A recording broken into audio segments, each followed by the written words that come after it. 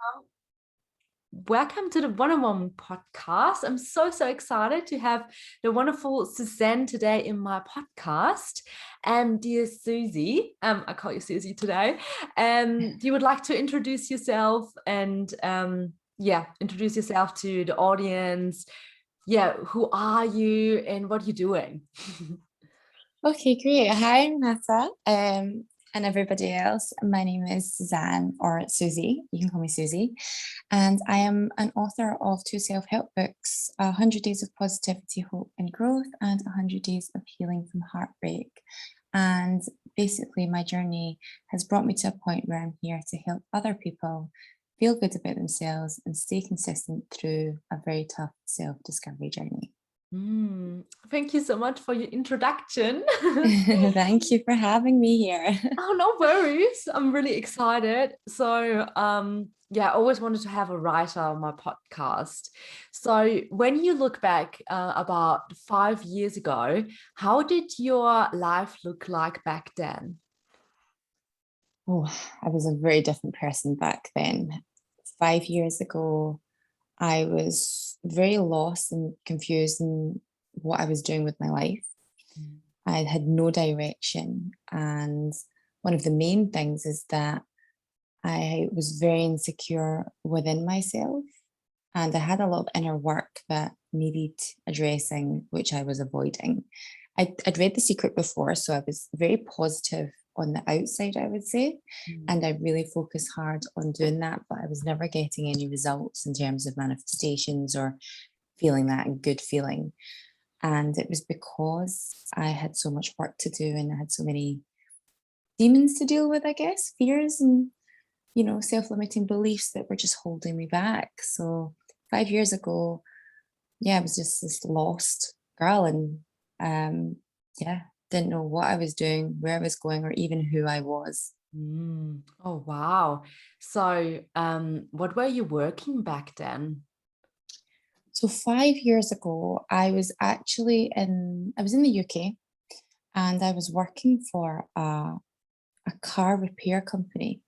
So if you have an accident in your car, we'd repair it. Not me personally, I was a service advisor. So I trained other people. And at that time, I was just in what we would call like a 9 to 5 situation. I had a little flat I was happy with, and I would just work Monday to Friday. And that was it. I felt very unfulfilled. And it wasn't until I went to visit my brother in Vancouver that I realized how amazing the world was and how there was so much more out there.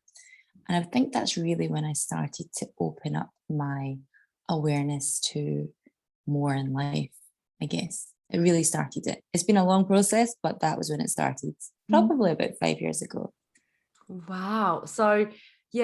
Imagine now you're going back to the moment when you arrived to Canada. And so, what happened when you were in Canada? What kind of process inside of yourself was happening? So when I got to Canada, when I first arrived, I think I was so shocked because I had never decided, like, when I thought about going to Canada, I literally had no idea I could go. I didn't think that I could get a visa.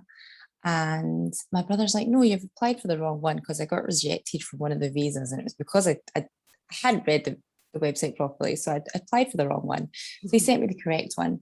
And at that point, I just thought, I'll just do it and see what happens. So I never really gave it a lot of thought because I wasn't really sure I could go. So I thought, I'll just do it. And if it happens, it happens.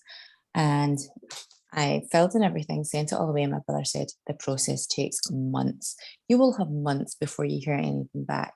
So I was like, right, okay, that's fine. So I sent my application. I got an invitation to send the actual application through because there's two parts of it within a week. And then I sent my actual application and he's like, yeah, you've got months to wait. Just go with the flow and see what happens. And literally 2 weeks later, they sent me an acceptance. So I just had to go. I was like, well, I can't give up this opportunity. And I went for it. So when I got to Canada, it was just about starting a new life and experiencing different things, and it was amazing. But to answer your question fully, the first question I would say my real journey as in the actual healing and dealing with myself didn't happen until I came back from Canada. Mm.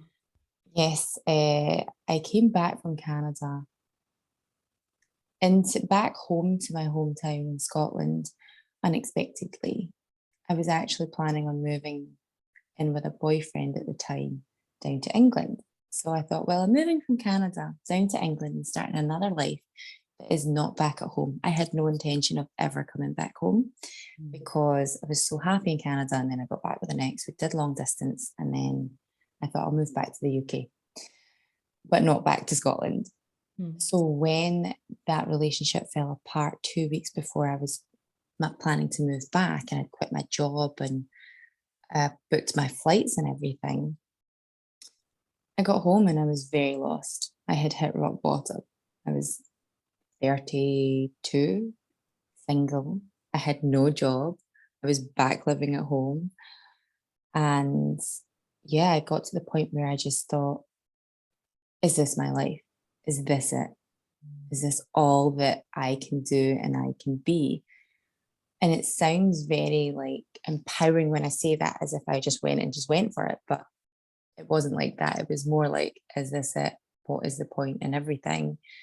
So I decided that I needed professional help. I needed someone to help me deal with these emotions so that I could tackle what was going on and progress to a point where I was happy with my life.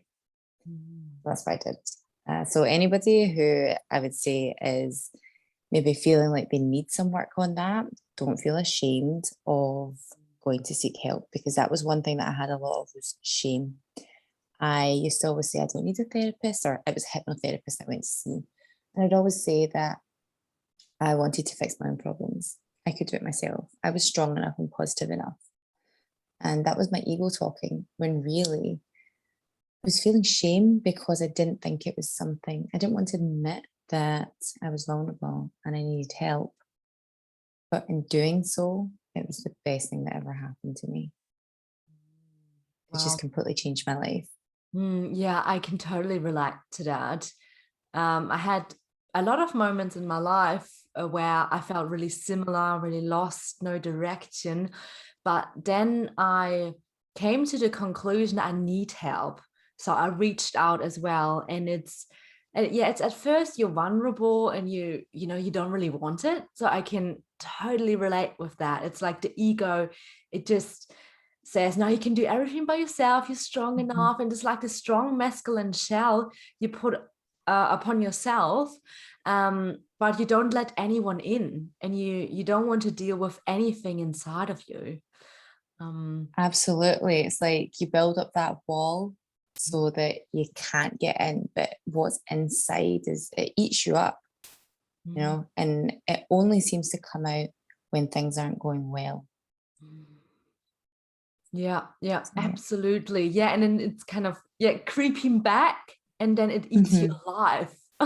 yeah. Yeah. But then it goes away. So when things get a little bit better, it disappears again. So you don't think you need to do anything. But if you can really clean it out, it's a great feeling. Yeah. Clear So everything yeah, absolutely. So you went to see the hypnotherapist, out. and Mhm. what happened after this process? So after I went to see my hypnotherapist, she was great because she really took on board what I said. I went in guns blazing, masculine energy, very much like, I can do this. I don't really need your help. And I said, I understand positive thinking, and I have a lot of processes that I do that help. But the problem is they're not helping. They're not helping the way they used to help. And I think it's something from the inside subconsciously that I can't get to. So I literally went in with a list, Mm. and she taught me some relaxation exercises for the first week. And then the following week, she did a guided meditation to delve into my subconscious mind. And there's a funny story to this, where I would go into the room, um, which had the book of my life, And in that, I would rewrite anything that I didn't like and rewrite it with stories that I wanted. So in my subconscious mind, I was playing out this scenario of me writing in a book. So I was told to do this quite often. And I made a lot of progress very quickly because I was so determined, but also because I was so aware of how beneficial positive thinking and having a strong mindset was. Just didn't know what I was dealing with underneath. So when we opened that up, it was a lot to do with family issues. It was insecurities with my weight, which were a major factor in my belief in what I was capable of and not feeling good enough. It was a lot of it was tied to that, and that all came from childhood. So actually, when it came to writing my books, what happened was I had healed and I had gotten very far. I found a job and I was, I was feeling great. And then all of a sudden, one day, I had a bout of anxiety about something I had no control over. And this anxiety got so bad that when I had planned to meet my friend for lunch, I couldn't relax the full day. And I just felt awful. And I remember feeling really disappointed in myself because for months there, I had been doing very well. I'd been very positive and I had progressed. So I was on and up. And then this day came and I felt like I had just shot back down again, back down to that really low feeling. And I was mad at myself because I wasn't being positive. I wasn't staying in that high vibrational energy. So I ended up doing a meditation, the one that I had done before to try and relax.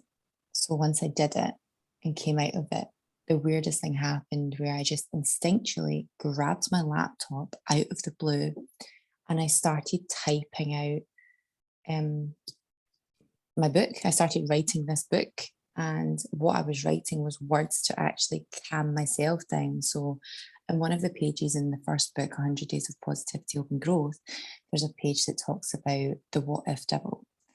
And it basically says, don't listen to the little what if devil. He doesn't have your back.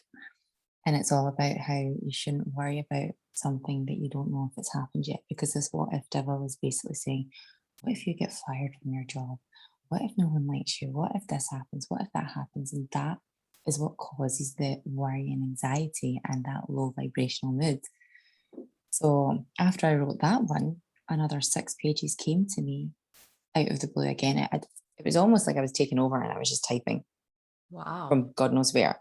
And then I came out of it and I thought, people need to hear this because I'd felt better after reading what I'd written and doing the meditation. And I thought, other people need to know that this self-development journey can have its ups and downs, and they need to know how to be supported. And, I think I can help them do that. That was what inspired it. So it became a mission. That was it. I'm going to do this. Wow, amazing. That's incredible. That you actually set yourself a goal and you're like, no matter what, I'm going to do that. It's incredible. It sounds incredible now that it's done. But again, that journey was a very up and down journey. I'm not going to lie and say that the book just flowed to me every time like that. There was moments where I thought, I can't do this. Who are you kidding? And there was moments where I thought, this is not going to get anywhere. You're not going to get a publisher. No one is going to want to read your book. And I managed to fight through all those thoughts and get the end result, which was great. It was probably the first thing that I had ever set my mind to and actually finished. Wow. Yeah. So how long did it took you to finish one book? So the actual book itself took about 4 months. So not a very long time. And I think the reason for that was because of the way that I did it. And this is where consistency comes in. It's the reason why a lot of people give up on what they want to do and their big goal is because they become overwhelmed by all the work that it's going to take to get to that goal. And I did it to myself a few times. I would work really hard all week and I'd say, on my day off, I'm going to write 10 pages. I was very optimistic. And I would get to my day off and I'd wake up and I'd be like, I don't really feel like it. I'm not feeling like this. And there was probably weeks where I didn't write anything. And then I'd be like, no, I need to come back to this. Like, I need to finish this. Why have I wasted so much time? Mm. So I ended up coming up with a method that worked for me. And that was just 1 page a day, Oh. 1 page a day. And sometimes that was even a struggle. Mm. But breaking it down really made a difference, because when it came to that 1 page, I would think, it's only 1 page. I managed to do 5 in one day, so surely I can do one. Mm. And that's kind of how it come. And throughout the day, I would maybe talk to a friend or give advice to someone, and instantly I'd be like, hold that thought. And I would grab my phone and just put in my notes the advice I was giving, because it was something I knew that could go in the book. Or if there was a thought that came into my head, I would have notes. So that also helped as well, as just throughout the day, rather than get an idea in your head and then be like, I'll come back to that. Make sure you put it down right away, because 9 times out of 10, you forget about it, or you don't feel in the zone when you're creating to kind of go back to it. So yeah, that was how I managed it. Was it they say small drops still create waterfalls? Is that what it is? I'm not sure if that's the right saying. Even raindrops can create waterfalls. That's what Oh, it yes. is. Right. Yeah, oh, that's wow, it's really inspirational, because I think so many people, they have problems with staying consistent in one thing. And I'm also thinking about myself throughout my life, because I'm so multi-passionate, have so many passions, and there's so many ideas, and every day wants to be different. Every day I want to do something different. So it's almost like, for me, being consistent with one thing and doing that every day, wow, that's a commitment. It's it's huge. It, it's funny you say that, because it is, in the sense that everyone knows consistency is the key to a lot of things. The main thing being success, but success in everything. Consistency is what is going to take you from A to B. It's going to take you from your comfort zone to outside of your comfort zone. And the thing with that is that even though we all know what the secret is, I guess, or what the key is to becoming successful, we don't all do it, because no one teaches you how to be consistent, like Mm. how to actually do it. And especially on the days where you don't feel like doing it, which, in fact, I'm bringing out another book, which is all about this. But Really? yes, so there'll be another book coming, and this is completely different to the 100 days. It will bring them all together, I guess. But yeah, consistency is one thing. And again, that's probably how I managed to write the books and why I did them the way I did, because they're there for the days where you don't feel good, the days where you're like, I can't do this, or I feel really bad today, and oh, I'm not good enough to do it. They're for those days, because those are the days when you're really tested with your consistency. Mm. But knowing what I know and being where I am now, if you can get past them, which everybody can, if you just really, really try and work hard to, the benefits and the results of it are so rewarding. It's amazing. The feeling, the empowerment, and just knowing that you can do it will Mm. change everything. It completely shifts your mindset. And that's when you start to expand and grow even further. Because I think a lot of people they have this big goal of the type of person they want to be, not realizing that all the people that you have to be in between that time, like in between the big goal, um, it takes time, it takes work, and you will have these battles.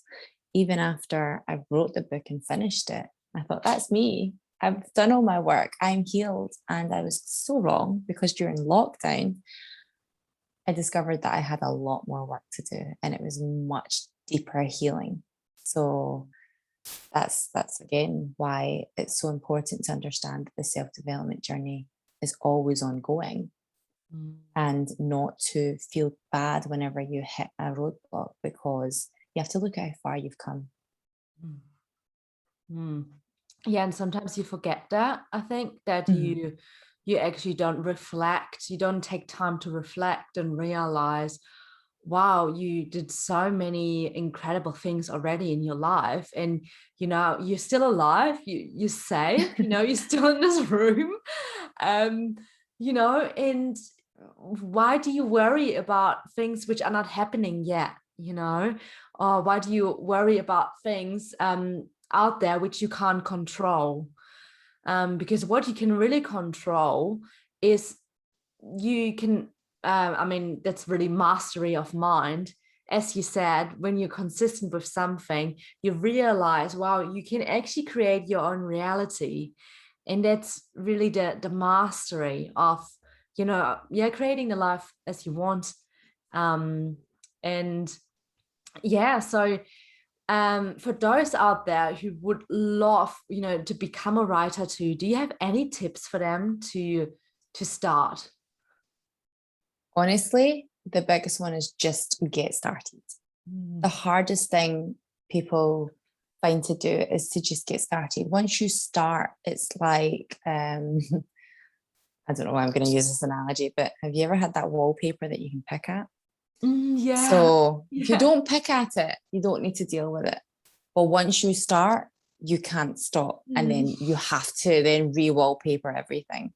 I mean, that's a bit of a negative one. But basically, my point is get started, because once you get started, knowing that you've started something and not finished it should hopefully drive you.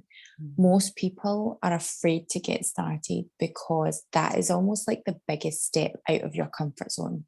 And most of the time, people don't want to get started because in order to do something that could fail, that could bring you discomfort, is a very scary thing. And it's because our subconscious minds are making us afraid of it. So sometimes it's always easier to not get started at all, because then you're not admitting to yourself that you actually want something. Because people are afraid to get started on something because they're afraid to say, this is what I want, just in case they don't get it, because they know what the disappointment's going to feel like, or they think they know. And that's why a lot of people don't follow their dreams and go for what they really want because of fear of not getting it. So my advice is get started, make a plan, be consistent with it, and break it down. Like, don't give yourself so much pressure to be on it 24/7 and be 100% all the time. And when I say on it, I mean that very, we could call it masculine energy, that go, go, go all the time. I think there's a lot, especially on social media, when you see advertisements of coaches or motivational people, and they're like, if you want this and if you want to achieve everything, then you have to do this all the time, every day, every moment of the day. And that's a lot of pressure. And it's not true. Sometimes what your body needs is rest, and sometimes what it needs is a break. And because of the culture that we live in the fast-paced world, people forget that message. So they think they need to be really fast-paced all the time. And if they're not, then they're not good enough to achieve their goal. And that stops them as well. So my message to you guys out there is just to do it. Don't worry if you get days of doubt. That's going to happen. If you prepare for it and you have support there, whether it is through podcasts or friendships, even books, then be prepared for those days, because when they come, you'll be like, okay, I've got this. I'm just going to take a day off, take a step back, and then I'll come back to it tomorrow. That's another wee secret to keeping consistent. Right. To take a break and to not let yourself down. Okay, just because you need a break now, that means you stop now, because actually no, it doesn't. It's like almost you're recharging. And yes, yeah. yeah, your body needs fuel, so we have to eat throughout the day to fit. Because if you've ever not, and I have done this many times where I have left it too long before I've eaten, and my brain can't function, I'm hangry, and everything's different. It's the same for your mind as well. When you're creating, especially writing a book, you can get writer's block, which sometimes I'm like, really, Suze, you're a writer with writer's block? Like, whatever. But it actually does happen.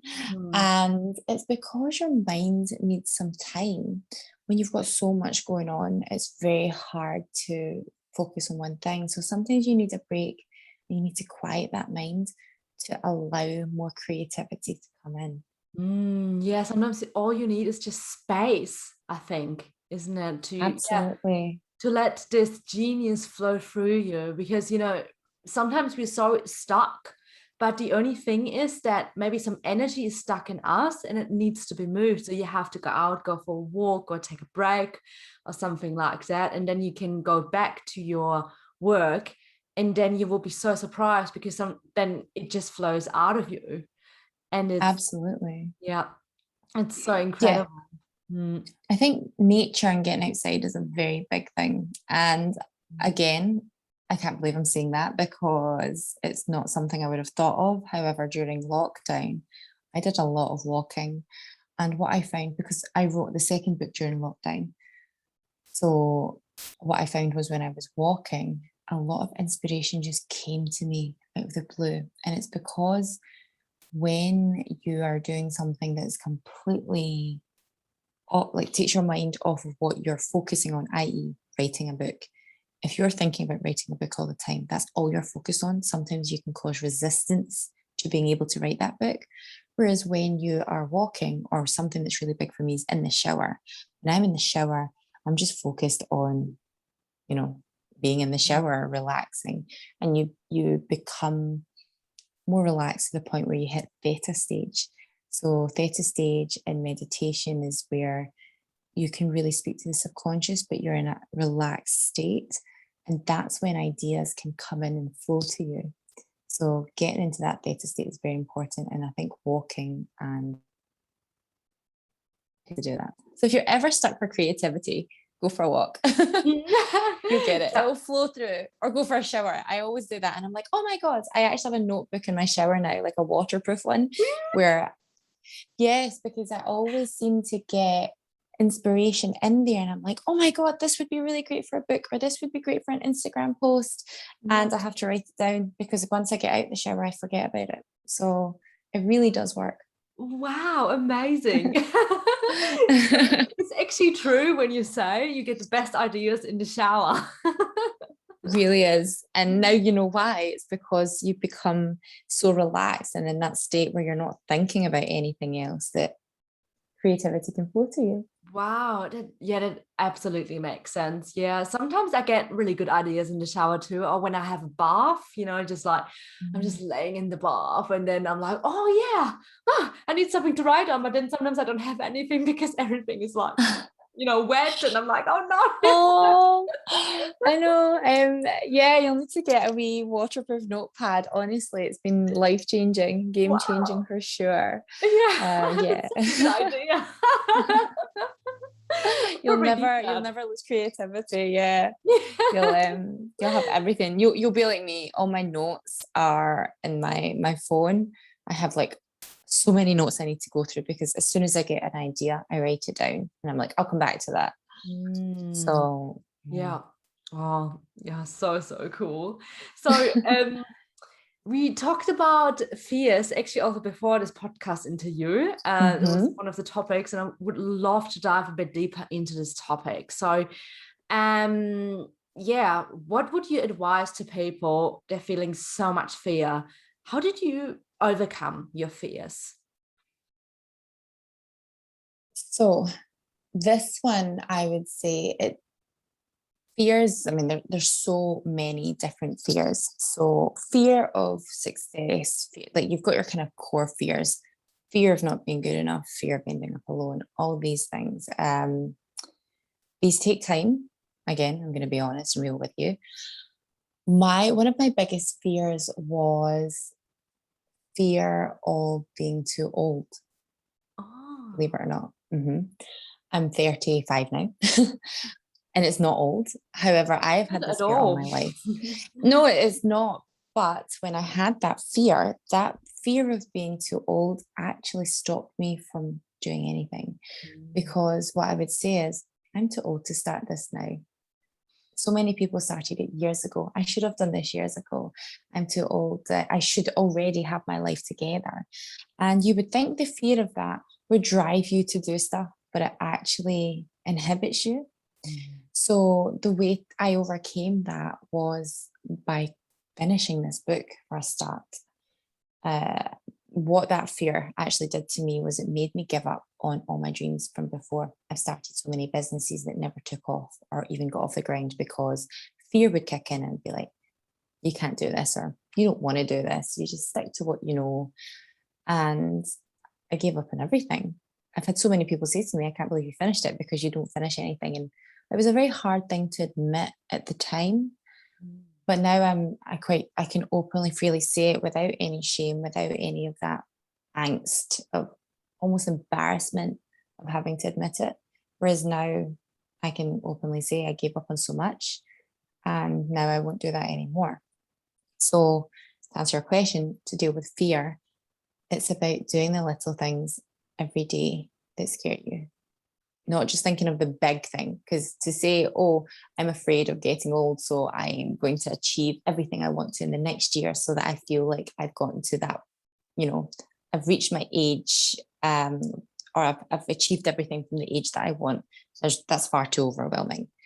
Really, it's just focusing on every single day and what you can do that day to better your life, to feel good.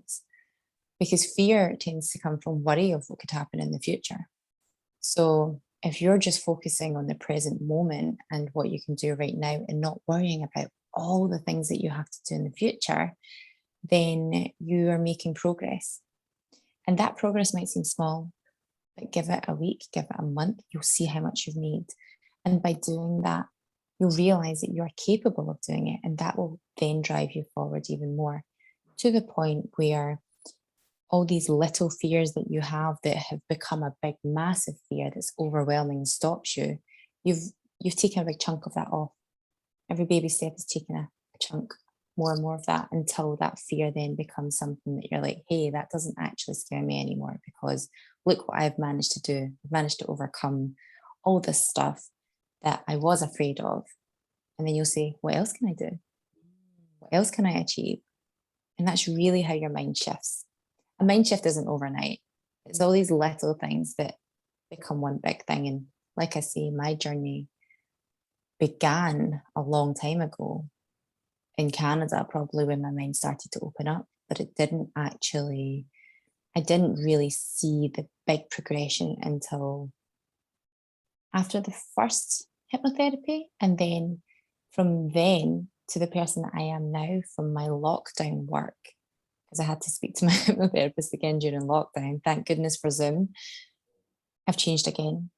And looking back now on who I was then, I'm so happy with where I am. So they say don't look back, but I always think it's good to look back to see how far you've come.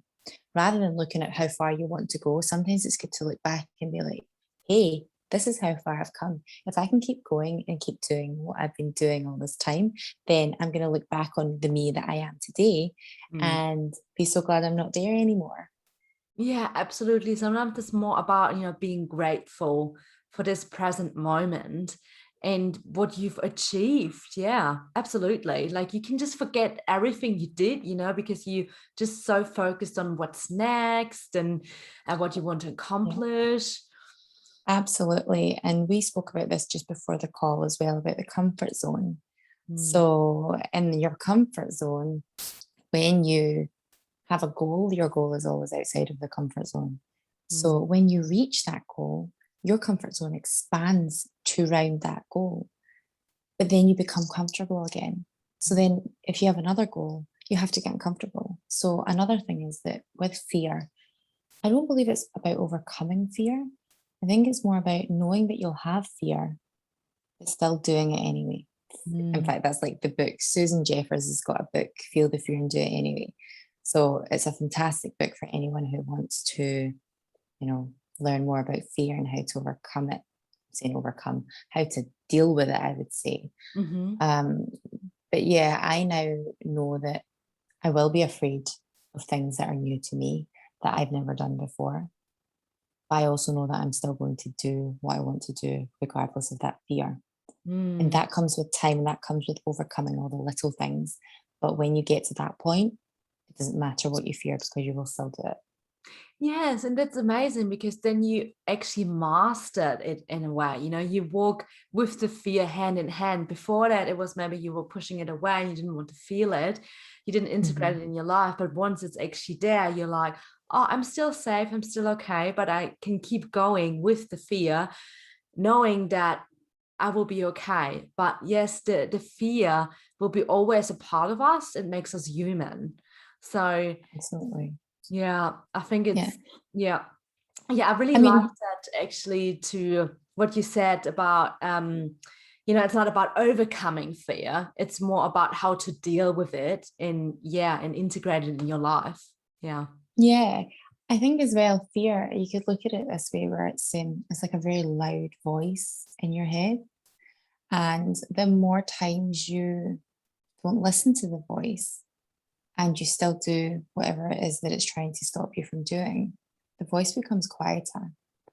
And you still have it, it's still there, but it becomes quieter and quieter, which means that you don't listen to it for as long and you do the thing that you want to do a lot quicker.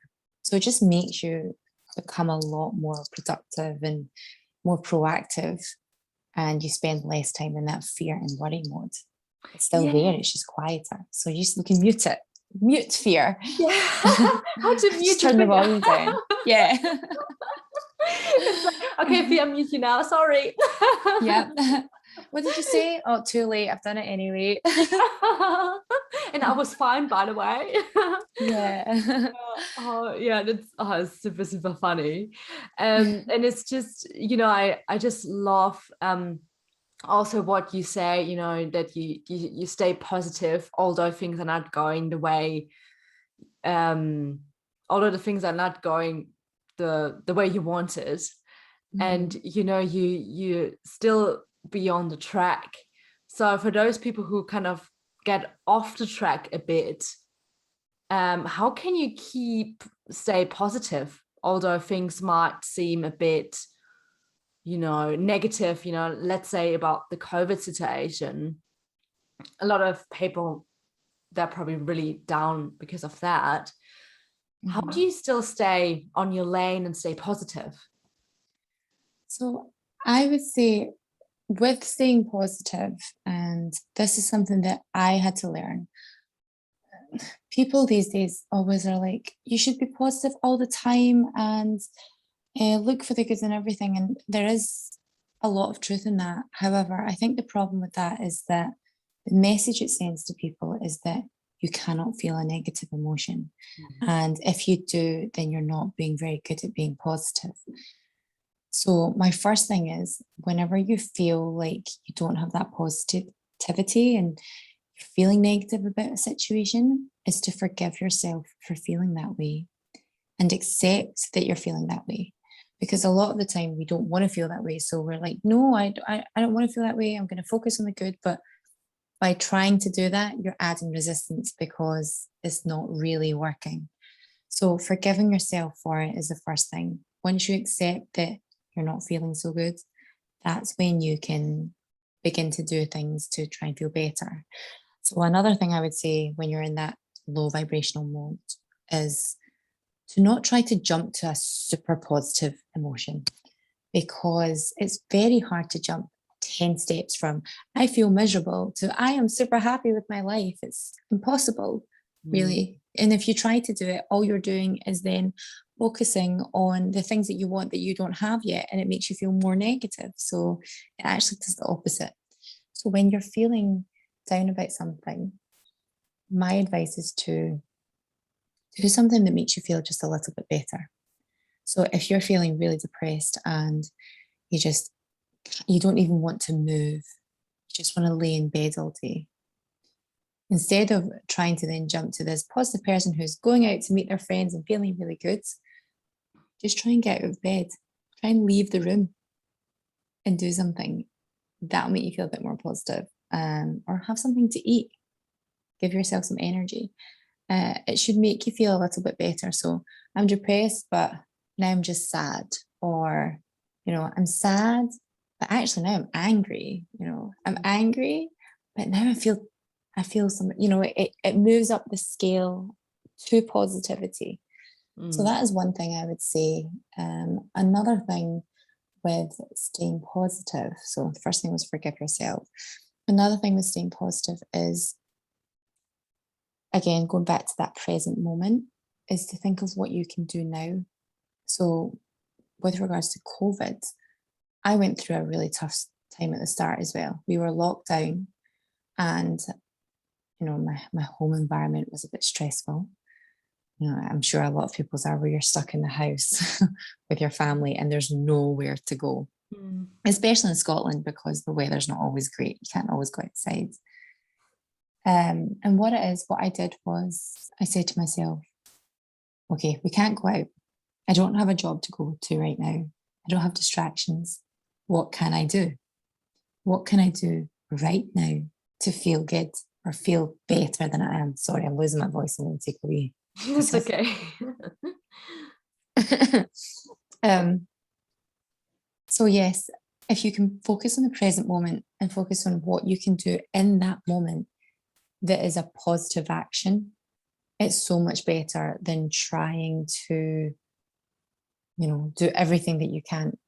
We are locked. I know are you locked down in Brisbane right now? Luckily not. We were in lockdown 2 weeks ago or so.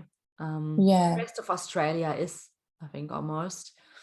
Yeah, I think they're locked down as well. So when you're locked down, we're so used to routine. We're so used to having our set routine, which keeps us busy, keeps our mind on other things. And when you have all this time, that's when your mind reflects, and that's not always a good thing. So when that is the case, just focus on the things that you can do in the present moment, whether it is, I don't know, clean the house, put a load of washing on, go for a walk. I know the weather's usually lovely over there. So, going for a walk I'm sure you're still allowed to walk because it's outside. Is that right? Yes. Yeah. Mm-hmm. I love walking. Yeah. So yeah, do what you can do with the situation you've got, because this is another thing I actually posted on my Instagram, is that we might not be able to choose our circumstances, but we can choose how we handle them. So we can't help being locked down, but you do have a choice in what you do with that time, how you handle it, and also how you handle your situation. A lot of people like to dwell. Can't believe we're locked down. I'm so bad at coronavirus, or the government's doing this all wrong, and I need to go to work, or I should be doing this. And that energy is focused on something you cannot change and you have no control over. Whereas you can look at it and say, well, okay, I'm locked down, but I have time. What am I going to do now that I have no time to do because I'm always complaining that I have to be at work? Things like that. That's just changing your mindset and changing how you look at a situation. Absolutely. Yeah, it's just like the small little shifts that you can make to change your perspective on something which might be good for you right now in a situation, although you would love to do other things, you would love to go out with friends. But what are actually things now you can do in this time? And I think that's actually it's so precious, because I know that in the past we were always fighting for time, but I actually think that the whole lockdown is almost like, here's some time for you, like it's like a present, it's a gift. Yeah. So if you can actually realize, oh my God, okay, it's so precious, it's so nice, and I do the most of this time right now. Well, with us in the UK, we had furlough, so a lot of people were paid for the time that they were off. And what a lot of people were saying, myself included, was we would never have this opportunity. And yes, most of the time when you want time off, you go on a holiday, but how many times in your life are people going to say, I'm going to give you a year off work? You still get paid. And I know not everybody got paid, but you can sit in the house and do what you want. And I think what lockdown actually proved was the people who really wanted time and used it well, and then the people who just used time as an excuse for why they didn't do the things that they wanted to do. Yeah. So there are always two sides to the coin, I would say. Yeah. I don't have time because I'm at work. Yeah. And I'm like, well, now you've got time, so do it. Oh, I just couldn't be bothered. So Yeah. Exactly. It's just like, it's yeah, it gives you permission to procrastinate. You can just, you don't have to do the things now because you're in lockdown. What you're supposed to do is maybe just drink alcohol the whole time because there's nothing to do anyway. And it's actually crazy. I think in Australia, how many people bought alcohol during the lockdown. Wow, it increased of like, I think at least 80% or so. Wow, that's a lot. It's a lot. And I'm just like, oh my God, so many people, they just don't know what to do with their time. So they using drugs or alcohol. And just to see that I've came so far and I don't drink alcohol anymore because I know it just disturbs my mind. But just to see the differences of like, okay, how different people are handling some situations. Everyone's got different coping mechanisms for sure. And but that's choice. It's still a choice. Whether people recognize that or not, they're choosing to do that instead of maybe working out. Oh, I don't have time to go to the gym. Well, you've got time now. Oh, but I don't want to go. So, or, oh, but the gyms are closed. Well, everything's online now. Everything, I mean, we've got Netflix. You can do anything online. You can start a business online. So, I think lockdown happened at a good time. Can you imagine if lockdown happened before we had internet and phones? What would people do then? Wow, no idea. Yeah, reading books, drawing, making art, something like that. Yeah. They've probably become more productive, I believe. I think now it's so easy to procrastinate because there are so many distractions. Absolutely. Everywhere. Yeah. And I have to catch myself too sometimes. I'm just like scrolling on Instagram and I'm like, it doesn't get me anywhere. Why do I do that? It's just like, I want to be informed, what other people in the world are doing. And but then I'm like, but does it make me feel better at the end of the day? Not really. Sometimes it's just like so much information, or even when you watch the news, I actually stopped watching the news. I stopped watching it now because there's just far too much negativity on there. So it's information. Your brain can handle a lot, but you don't want to fill it with stuff that isn't good for you at the same time. And I've fallen into those Instagram holes, those black holes, where you just scroll and the next thing you know, an hour's gone by and I'm like, where did my time go? Exactly. Yeah. So I started to unfollow a lot of people. I mute them now. So I actually know, okay, no, I mean, I would love to see what they're up to, but it's just sometimes wasting time and I'm not really progressing with the things. So I'm a bit more wiser now, but I find it a bit tricky with Facebook. I didn't find out how you can do that on Facebook. I don't know. I don't use Facebook very often. Okay. I usually, because I don't like all the notifications up on my phone, so I just put it on the second page so I never see them. Okay, that's clever to do too. Yeah. Out of sight, out of mind. Dear Susie, the podcast is coming to an end soon. We already talked so much about all the things. Yeah. It was really nice. I always ask my podcast guests some questions at the end. Sure.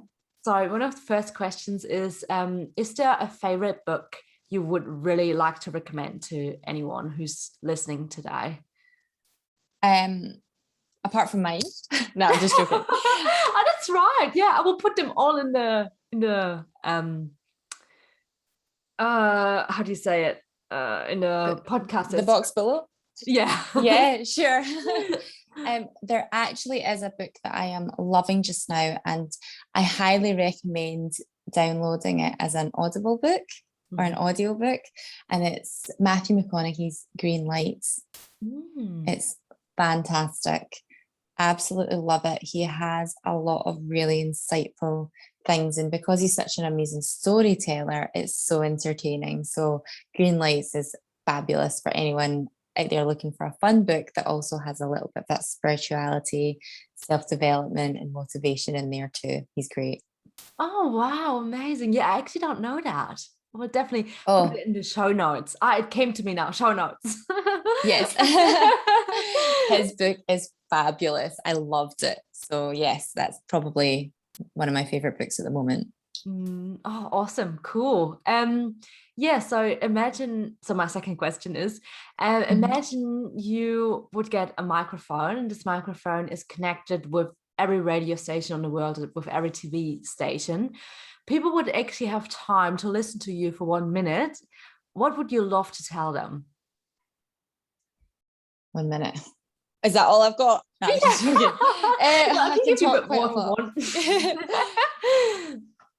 So my advice would be that it's okay to not be okay, Mm, and that everybody goes through ups and downs, but to keep going and go for what you want in life. Don't settle for second best because you'll never be satisfied. It might be scary and you might not want to do it at times, but focus on that goal, that thing that you want in your life that you think will bring you happiness. If you go for it and it doesn't work out, at least you know you've tried, and it'll probably take you to something even better if it doesn't work out. But it's a lot better than sitting in, being stuck and not doing anything and feeling unfulfilled. So yeah, go for your goals because anyone is capable. Anybody can do what they want. If I can do what I have done in this space of time, I know that everybody out there can do it too. It's just all about mindset and belief. So mm. believe in yourselves. Oh, awesome. Thank you so much. It's so wise, really, really wise. Thank you so much, Susie. Thank you. You put me on the spot a bit there. I was like, oh no, what would I say? So hopefully it came across well. Oh, absolutely. Oh, I received it really, really, really well. And I love what you said. Thank you. And I'm pretty sure all the other people as well. So I just love to ask these questions because everyone else is saying something else and puts you on the spot. Yeah. Yeah, absolutely. Yeah, And yeah, dear Susie, great. thank you so much for being on my podcast today. Thank you so much for taking your time and being so authentic and, yeah, showing also that you're just human. And I really love that I can really feel that you're just a human being here on this journey with us all together. And we can also relate with you, I think, what you said. So thank you so much. Oh, no, thank you so much for having me. And thank you to all the listeners as well. It's been so lovely getting to know you and just having a lovely chat about everything that we've talked about. It's been great. So thanks for having me. I really appreciate it. You're so welcome. Lots of love to the UK. Oh, thank you. Love back. Bye. Bye.